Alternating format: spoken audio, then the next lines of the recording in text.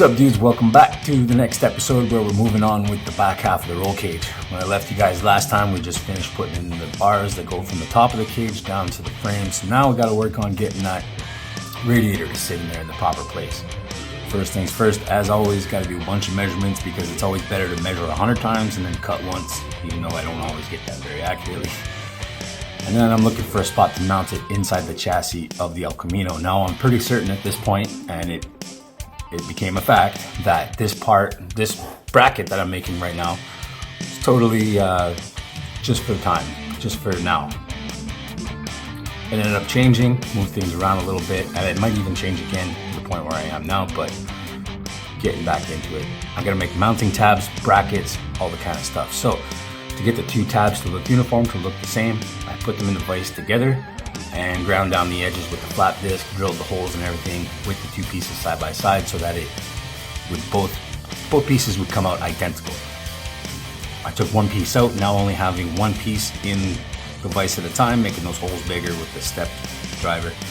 That's a very, very handy tool, very good to have around. I tend to burn them out real quick. I'm probably doing something wrong, not really sure, but here we're going through and making all the tabs big enough that it fits on the rad. If you notice, there's a whole bunch of extra space that I left, but that's so I can put like a rubber grommet or some sort of mount that will cushion basically the radiator from hitting the blows of the chassis and everything else. Everything is hard mounted on this frame, so it's gonna shake and wobble and do a whole bunch of crazy vibrations. I don't want that transferring to the radiator because, well, the radiator is made out of a different metal, made out of aluminum. So aluminum seems to be more brittle, it'll accept less vibrations and movement and stuff. And also the fact that it's gonna be heat cycling a lot because it's a radiator, right? So it's gonna go from hot to cold and then back again.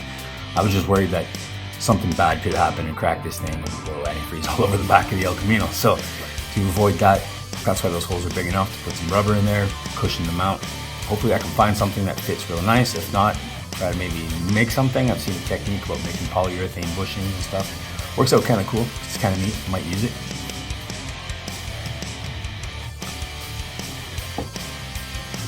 Tabs are fairly easy. It's mostly flat stock.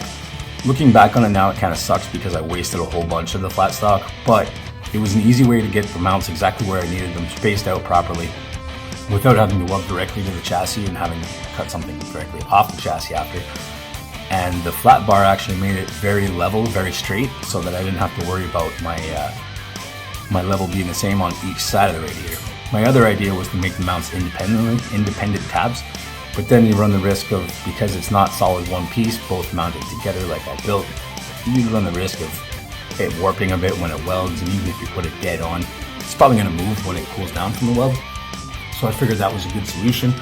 The only part now, like I said, is it kind of wasted a whole piece of stock, bar stock, that I could have used later on for something else, or flat, whatever you call that stuff. So we're giving the rad a little test fit, seeing how it mounts, and it actually worked out that the mounts kind of hold it in on its own, which is kind of cool, so I can get a good look at where it's going to sit. But it's time to start figuring out what kind of angle it's going to sit on, and if I'm sitting in the proper place back to forward. I ended up moving it forward a little bit later on, but we'll get to that when we get to that. Here you can kind of see that there's it's going to sit nice. It's got its own little spot. So it's time to get some support bars into the back half of that chassis in the roll cage. So last video you saw that I put the uprights from the top half of the cage all the way down to the back bumper basically. So that bar was, I think it's almost 6 feet long. So then it's gonna have like a bit of flex and stuff like that. And the idea behind the roll cage is to triangulate everything and make this thing as strong as possible. So now it's definitely time not only to put in this top rad support, where I'm gonna put some brackets so I can bolt it and unbolt it out of the truck or out of the ElCamino, whatever you wanna call it. But this is where I start making that whole roll cage a lot stiffer, a lot tougher, a lot stronger, more uniform, the way it's supposed to be. So I'm just gonna tack these in for now, because always the first few times when you're putting a pipe in or something and you're looking for the right spot, don't go crazy. Weld it enough that it's not gonna fall if you just bump it by accident with your hand or your wrist or some other thing. But don't weld it too much, and try not to dig that welding too deep, because you're gonna find that if you do have to take it off and you gotta pull the grinder out to get to that, you're not gonna have a good time. It's gonna be really rough.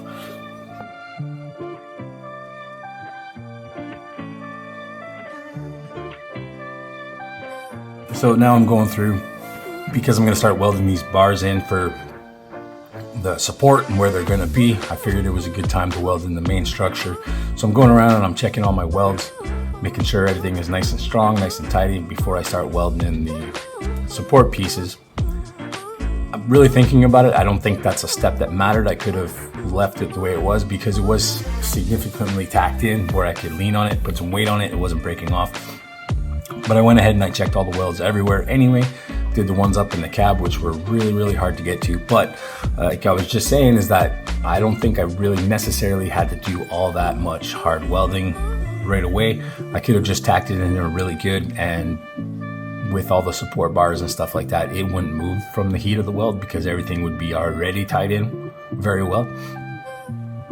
I think I get on these little rips where I like to weld stuff, and I just like to keep going and keep welding and not have to stop and go cut another piece or something like that. So I might have been just riding that wave and enjoying it.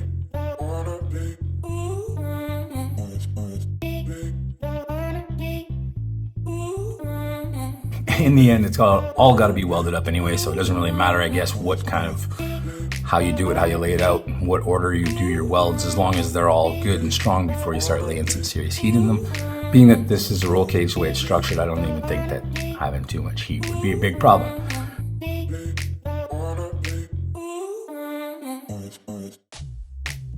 Up inside the roof, the point where I'm kind of stuck inside the truck welding that's a really tough spot to get to. And that's why, if you notice, the bars are sitting kind of low. At first I wanted to weld them up level with the window frame, but then it ended up being that I couldn't reach in there to get the actual welder to weld the down bars in the back, down pipes, down tubes, whatever you want to call them, to the actual the chassis and to the halo structure behind the driver's seats. So it would have been basically a safety issue because I wouldn't have had that cage completely welded. That's why I sacrificed a bit and left a bit of room in there, but I think it looks okay. It's going to look pretty cool once the window's in it and everything, and I don't know if it's going to make the window easier or tougher to make in the back, but we're going to find out eventually.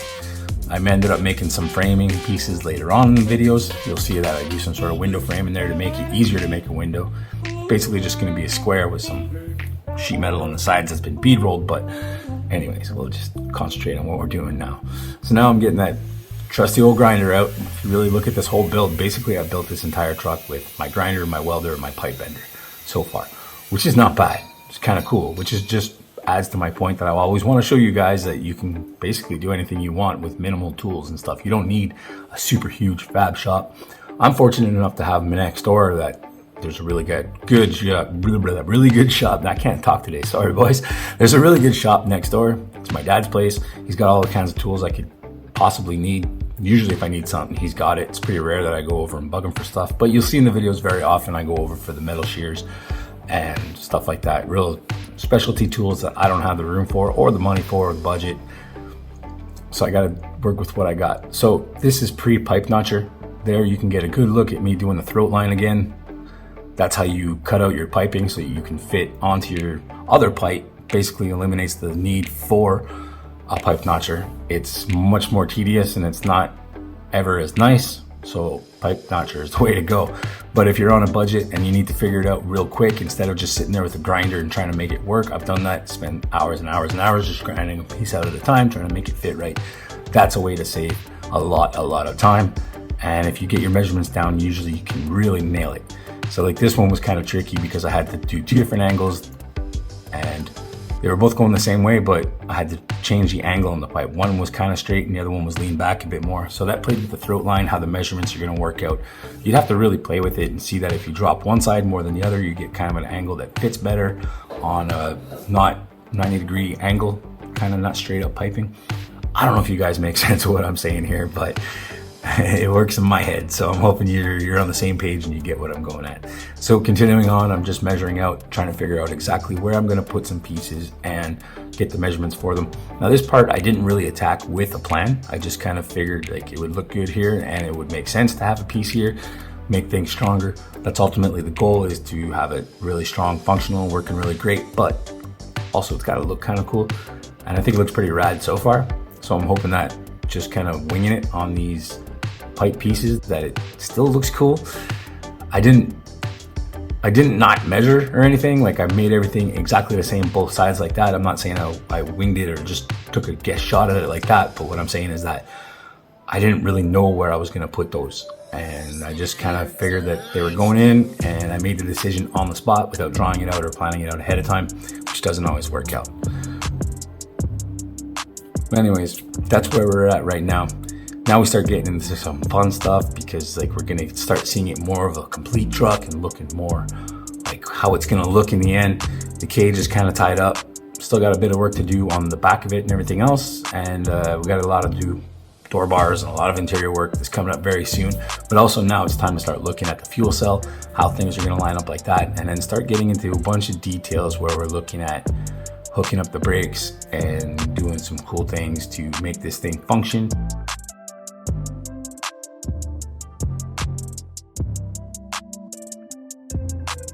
As well as kind of look cool. So we're gonna go from here, boys. Thank you so much for watching. Check you on the next episode. It's been a weird kind of upload schedule because of the holidays and stuff, but we're back, baby. So peace out, enjoy the ride.